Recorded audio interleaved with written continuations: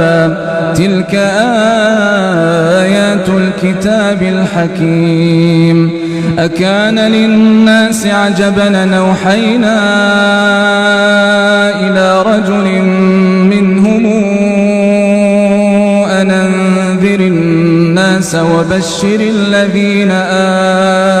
آمنوا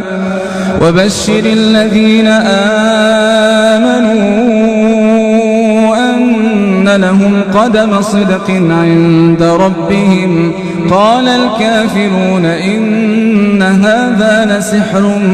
مبين إن ربكم الله الذي خلق السماوات والأرض في 6 أيام ثم استوى على العرش يدبر الأمر ما من شفيع إلا من بعد إذنه ذلكم الله ربكم فاعبدوه أفلا تذكرون إليه مرجعكم جميعا وعد الله حقا إنه يبدأ الخلق ثم يعيده ليجزي الذين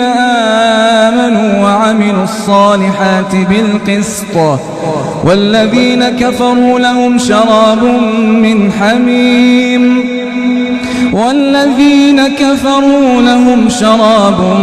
من حميم وعذاب أليم بما كانوا يكفرون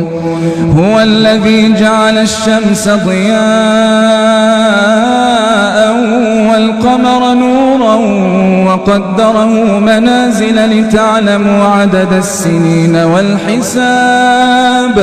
ما خلق الله ذلك إلا بالحق نفصل الآيات لقوم يعلمون إن في اختلاف الليل والنهار وما خلق الله في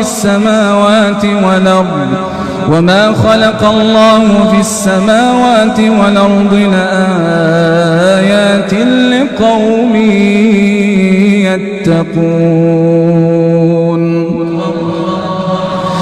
الحمد لله رب العالمين الرحمن الرحيم ملك يوم الدين إياك نعبد وإياك نستعين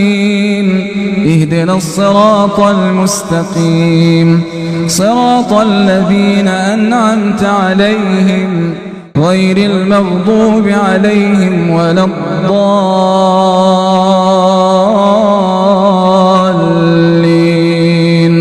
آمين إن الذين لا يرجون لقاءنا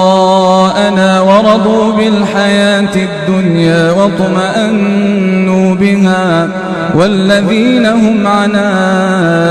آياتنا غافلون أولئك